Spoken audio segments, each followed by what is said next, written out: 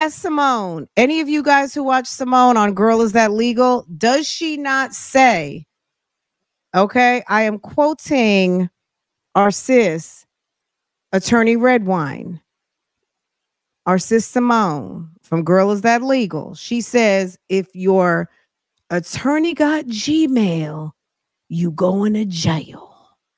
Okay, I'm just saying that a certain member of the Sarah Boone team on his bar account has a Gmail address. Okay. Does he have another one? I don't know, but it's Gmail. And she said that is very sus. That is sus and not good. Gmail, if that's your attorney's email address, you're going to jail. Okay, that's what she said. Okay, since we're on, Florida bar. Let's do James Owens. I heard one of our sisters out here. If you guys check into Tanika's 2 cents, I feel like she was talking about James Owens at one point. I think he was behind on his dues. Don't get me to lying. I'm not 100% sure. He does not have a Gmail. This is him, James Owens Law Firm. He is eligible, in good standing. Okay. He does not have a Gmail. And he was admitted in 1986. My God. 86, that's a long time ago, right? Girl, he said, I've been doing this for over 30 years. Sir, you've been doing this for almost 40 years. Okay. All right. Okay, James. Now Beck is from, I think they said New Mexico. Beck is from New Mexico. I would imagine he's got some rights here. Let's see. Kevin Beck. I would imagine he should have some. Is it Kevin Timothy Beck? New Mexico. Law firm of Kevin T. Beck. Mexico. He must have some rights because Florida. Okay, he went to school in Florida. He does work federal cases, U.S. Supreme Court. He works federal courts. He must have a Florida bar license. And he does. Okay. Even though he is in New Mexico, he is a non-Florida, but he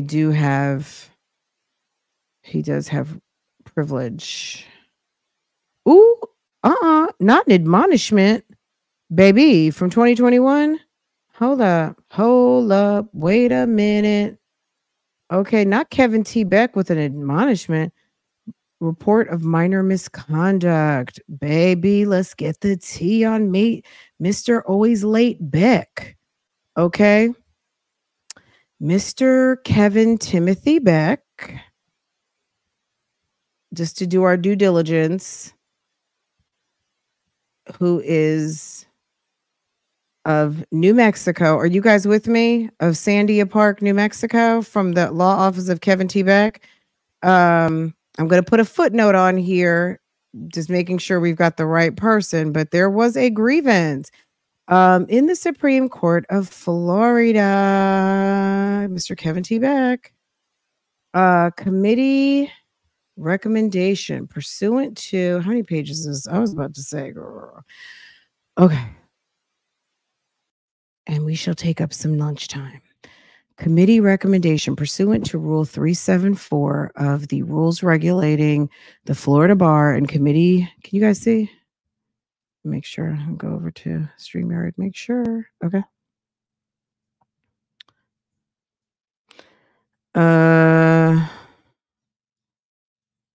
Accepts respondent tender admission of minor misconduct and recommends the respondent receive an admonishment. Admonishment will be administered by service of this report. Summary of misconduct. The matter was initiated after the bar received notice of insufficient funds on respondent's trust account dated October 28th, 2019, a check for $22,287.43 was presented for payment when the trust account had available 1,668.76. It seems like he wrote a check his money could not cash. The check was returned unpaid by the bank. Had the bank been paid by the Had the check been paid by the bank, the result would have been an overdraft of $20,000, 618.67, and a second NSF dated November 27th, 2019 was received by the bar for the same amounts.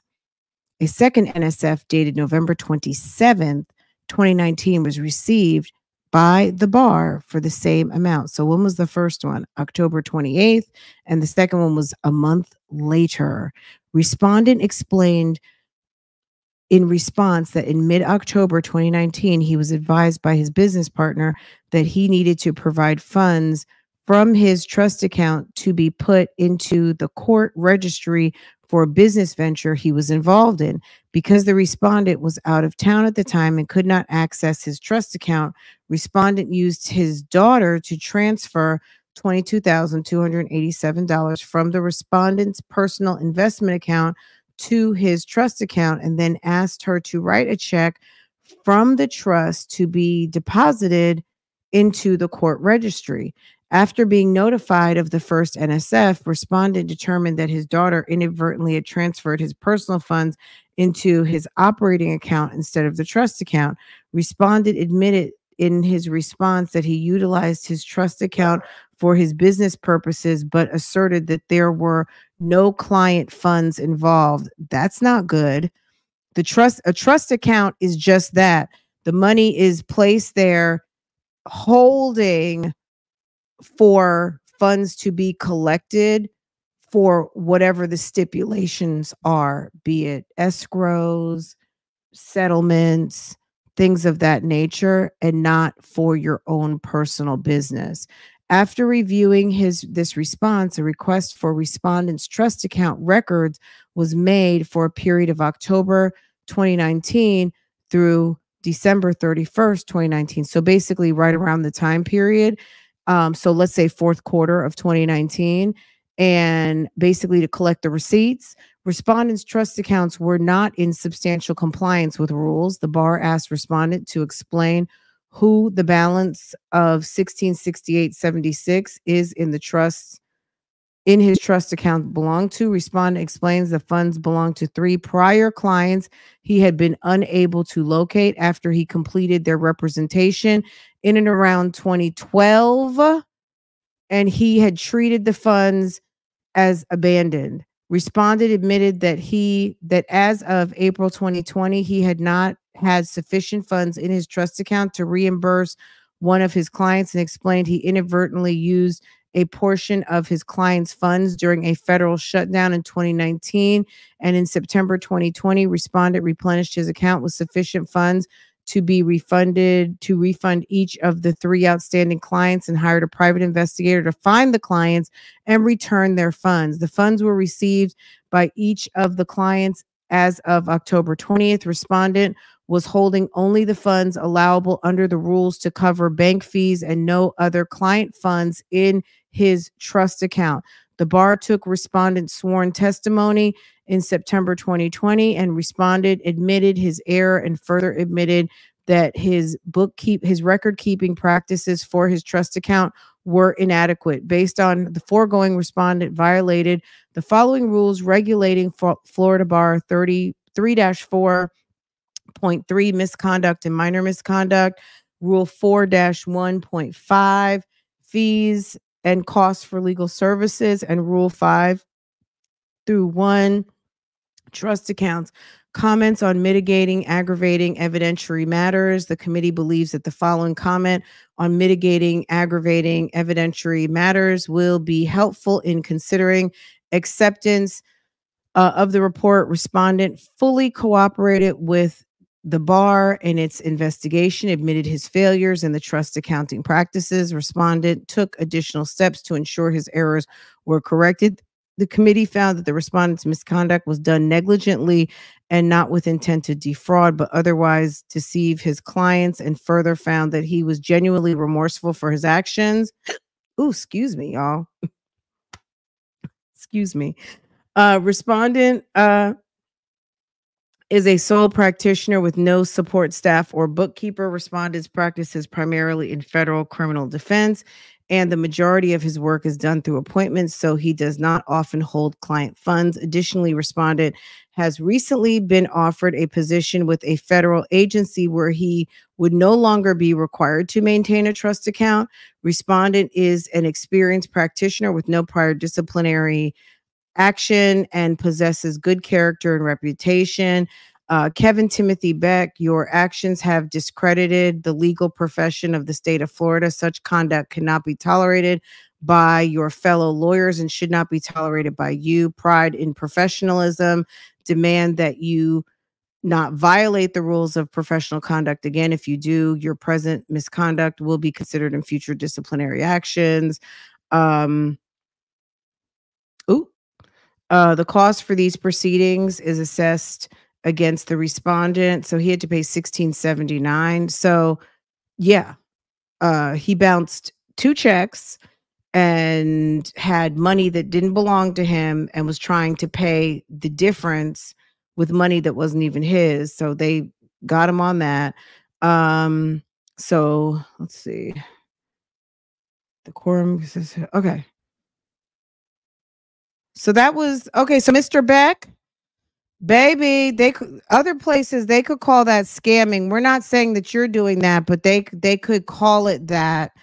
Um, okay, that's one of Sarah Boone's lawyers, guys. Okay. Um, let me just double James Owens. Did he have anything? I don't think he had anything. Last 10 years, nothing. He's clean.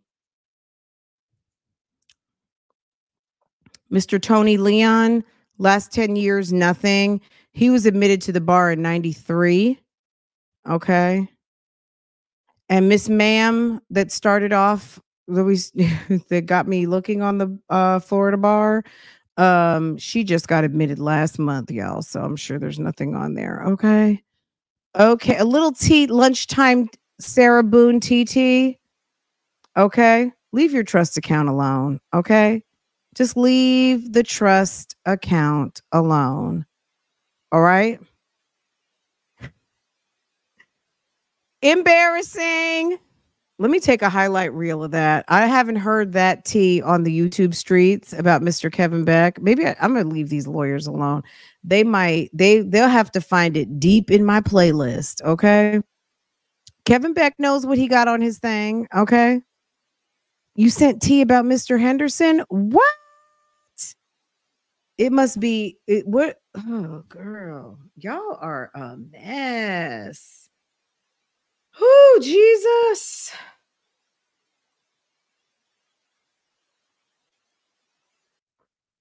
Hey there, trial watchers. This is a law and crime legal alert. Stop a mother it. was recently awarded millions of dollars in a lawsuit against.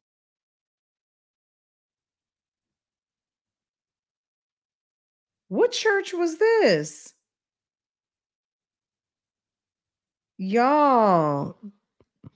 I'm over here on Charlotte Alert News. Hold on. They said, y'all are not going to believe this. Hold on. Where's the link to get to the thing?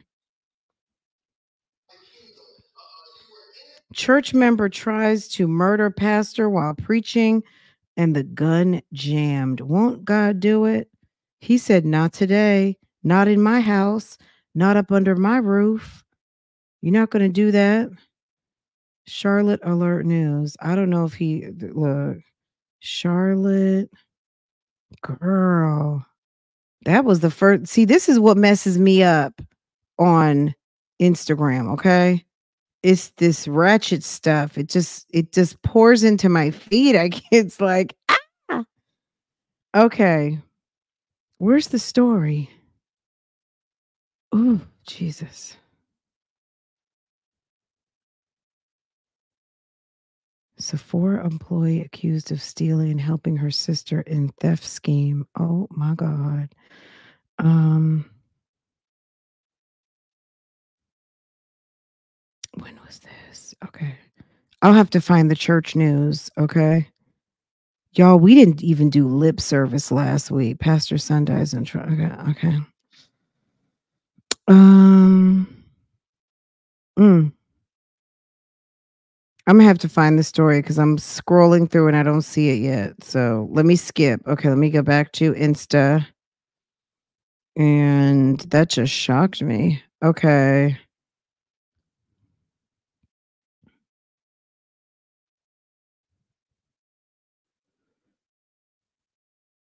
Okay, hold on.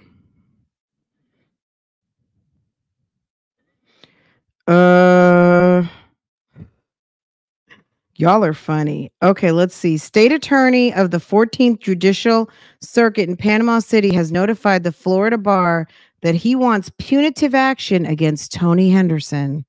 And I am reading today from the Northwest maybe Northwest Florida Daily News.com, NWFDailyNews.com. Okay. State attorney wants former public defender disbarred.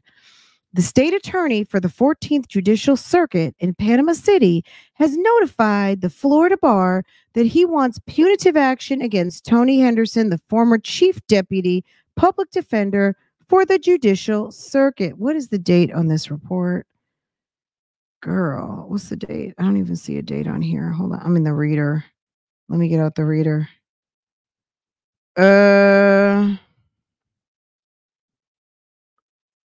I always feel like it's important to know. This was a long time ago. So let's just okay. So there was a situation back in 2013. Okay. This was a minute ago, but this will give us this is a snapshot in time. Okay. Girl, this is some old tea, but it's okay. We'll read it anyway. We will accept the vintage tea. It's a vintage blend on Mr. Henderson. Because we just went to the bar and they said he was clear, but this did happen once upon a time. Okay. Once upon a time in the Panhandle, in a letter to two Florida Department of Law Enforcement agents that he copied to the Florida bar, State Attorney Glenn Hess referred to Henderson as this blight on its membership. The letter is that the first document made public in connection with an investigation the FDLE conducted into allegations made against Mr. Henderson, former First Circuit public defender James Owens, and the Fort Walton Beach attorney and Medal of Honor recipient George Bud Day. David Angier, a spokesman for Hess's office, said Hess had not yet signed off on FDLE reports filed concerning Day and Owens. The letter basically commands special agents Christopher Rigoni and Jane Satchley from their work. However, it states that Henderson has engaged in a pattern of criminal conduct that renders him unfit for public employment. The conduct would have subjected him to criminal prosecution had your investigation been conducted prior to the expiration of the statute of limitations, has said. He referred specifically to an FDLE allegation that Henderson had impregnated a teenage girl in 1995. Girl, shut your mouth. Hess later said Henderson had represented the girl in 1983 as a public defender when she was 14 years old. The letter, hold on. He impregnated the girl in 19, okay, because I think he's been a member since, did it say 93 or 83 before? Girl, y'all bringing that vintage tea to the, my God. Henderson was admitted in 1993. So this incident would have happened allegedly in 95. Okay. So she was 14 in 93. She would have been 16 95. The letter states Henderson called her at home after hours and began to have sexual relations with her. She ultimately gave birth in April 1996. Baby, 96? That would mean 26 years old on today, believing that Mr. Henderson is the father, according to the letter. He has paid her $800 in a monthly installments, presumably in child support, the letter state. The letter also notes that the statute of limitations for lewd and lascivious acts upon a minor is 3 years. A prosecution for that conduct is regrettably not now possible.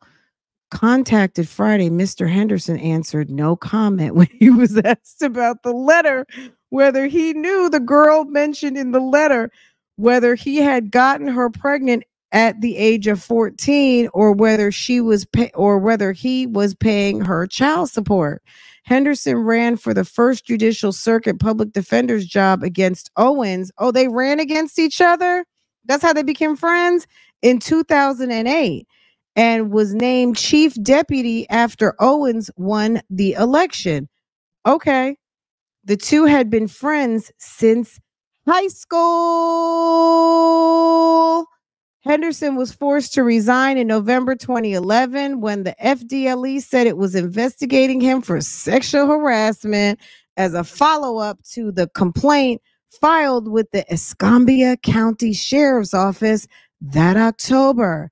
The complaint was made by the boyfriend of a client of Henderson's. A female client told deputies that Henderson had been asking her to hang out and perform sexual favors such as oral sex. No charges have been filed in the case.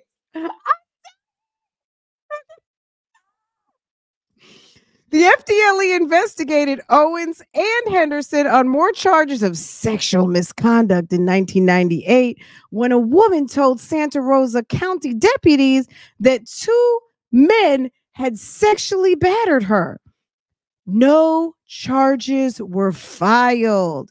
In this letter to the agents, Hess states that in the course of their investigation, you received a wealth of information about other incidents involving sex and drugs. I'm dying. None, it states, are of the nature to compel of prosecution. Fortunately, the letter states the citizens of the First Judicial Circuit have repudiated Mr. Henderson and his employer, Tony Owens, with their votes.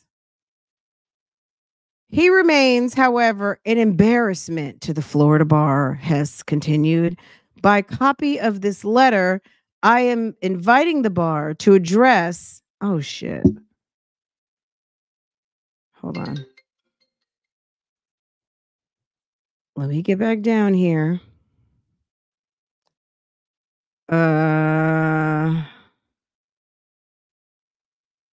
Okay. He remains, however, an embarrassment to the Florida bar, has continued. By copy of this letter, I am inviting the bar to address this blight on its membership. Henderson confirmed that he remains presently licensed as an attorney. He declined to comment on Hess' letter or on state attorney's effort to have the Florida bar take action against him. Owens had not received Hess's letter, which was dated December 18th. Asked if he knew of the pattern of criminal conduct by Henderson while Henderson worked for him, the outgoing public defender answered no. Owens said he had no knowledge of the girl named in Hess's letter and knew nothing of incidences involving sex and drugs. Other than those incidences, Henderson has been investigated for. I don't know what time period they're talking about, he said.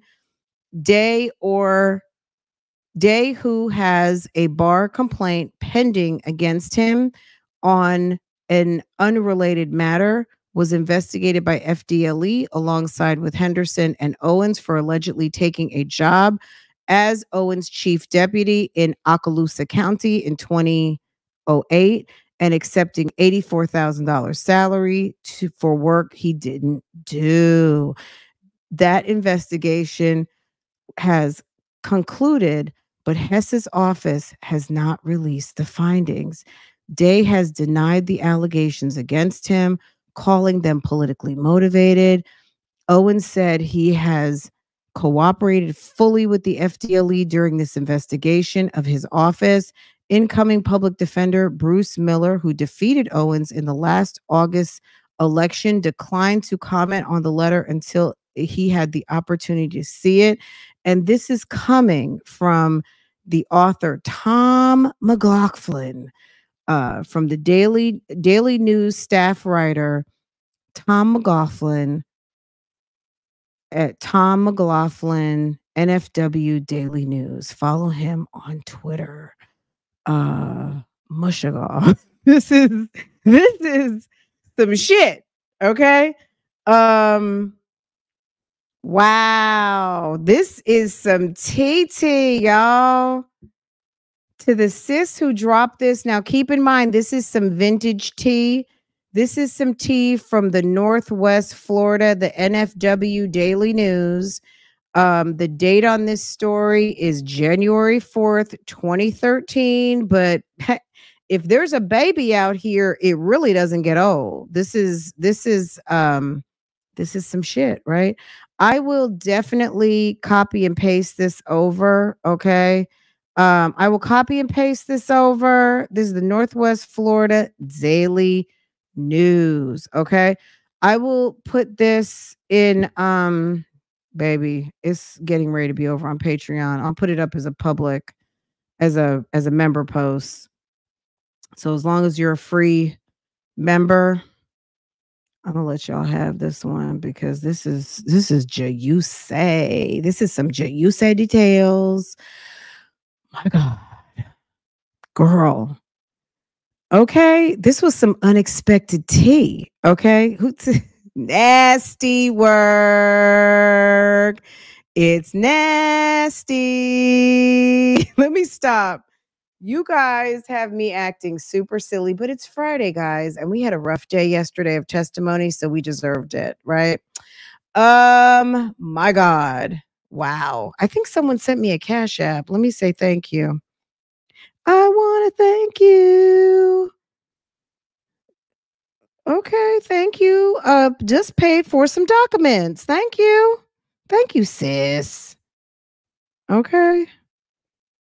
Let me send a big girl bougie gang manicure sign. Thank you. And happy Friday to you. Girl. So we're wondering if Lauren Henderson is the love child of the situation. Is Lauren Henderson related to Miss Hess? He's over here asking people, do they want to hang out? Sir. We don't know how old Miss Henderson is. Let's see.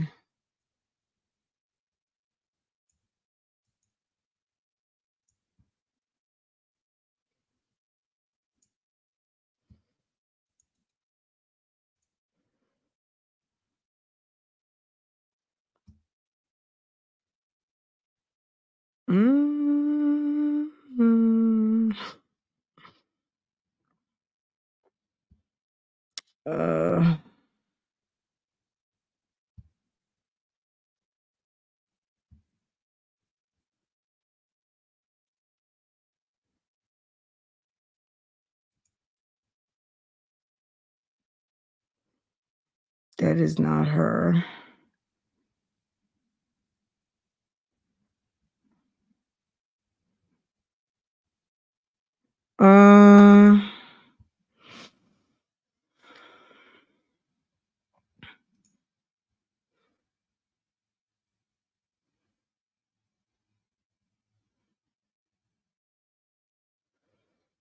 I don't know.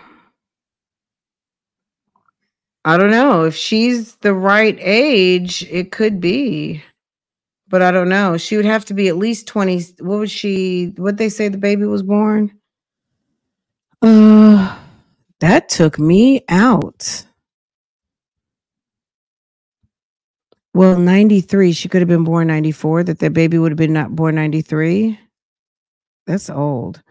96. Yeah. So 96, she would be about what, 27, 28, something like that.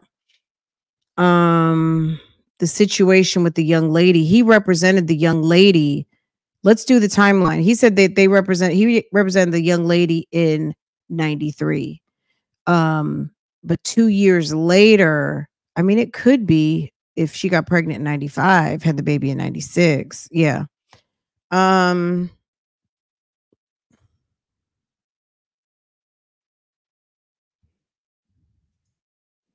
Yeah, this young lady, Miss Lauren, has let's go to hendersonlaw.com. Let's go check it out. Y'all, we will just find something to do, won't we?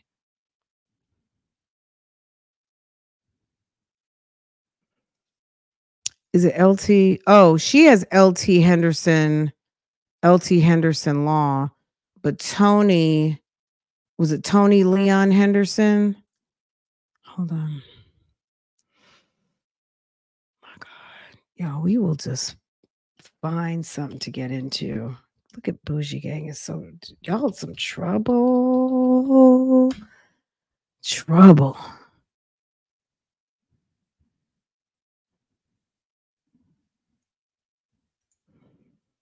Okay.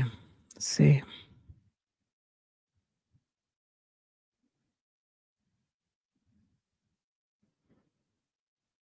Hmm. You know, sometimes they'll have a picture like Mr. Owens has a whole. Who's Lori Rabone? Is that his wife?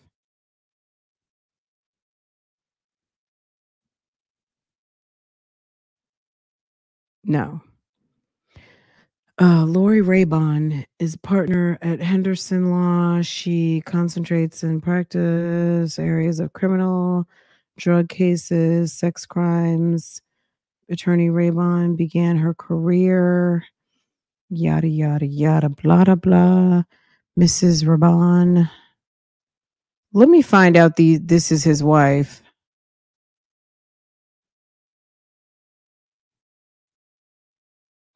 She's his partner. They don't say anything about personal life. 20 years, has successfully defended. Da, da, da, da, da. Okay. Nothing. Um. Hmm.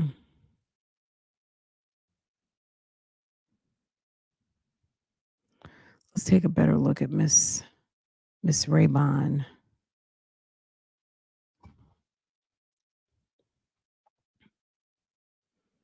It's like dun dun dun. We can't really see her good. Okay, hold on a second. Lori M. Raybon. Could she be Lauren's mother? And then what? Look, let me stop. Okay. Paste. Oh, okay. Here we go. Maybe that's her. That's her man right there.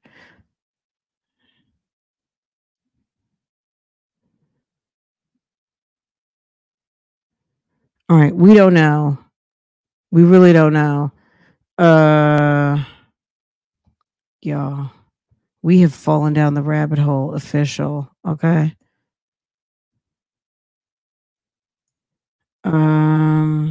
The interesting tea for me is that Tony and James have been friends since high school. That's very cute.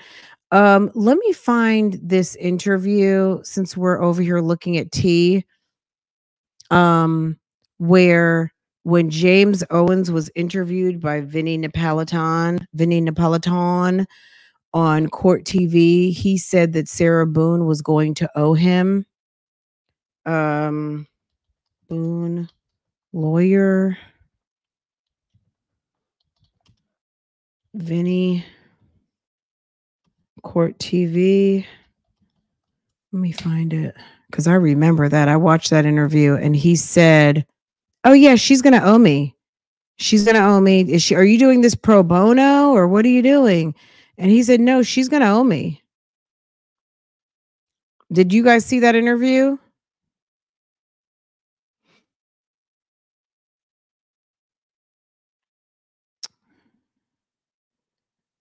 James Owens interview.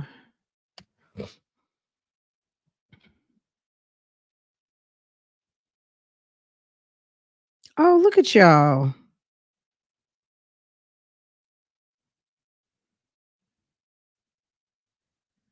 Thank you. Thank you. Thank you. Thank you. Some else just came through cash. Thank you, y'all. Y'all love some y'all love the TT. Y'all are so funny. Thank you, boo. I'm assuming you're listening. I'm gonna send you a nice set of manicure hands. Thank you. Let me drop some coins on you. Since you guys are dropping coins on me, dropping coins on your girl. Let me find this interview. Vinny Napolitan did a interview with Owens and let me see Owens.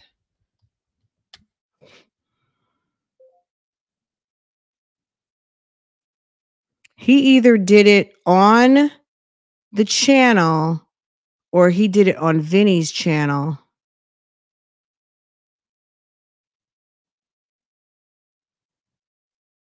He sat up there and did a whole sit down interview with Vinny Napolitan.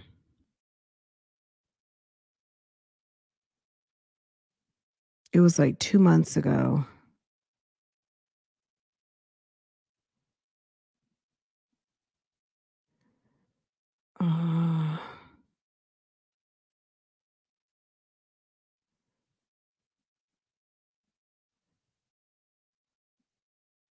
You know I'm gonna find it.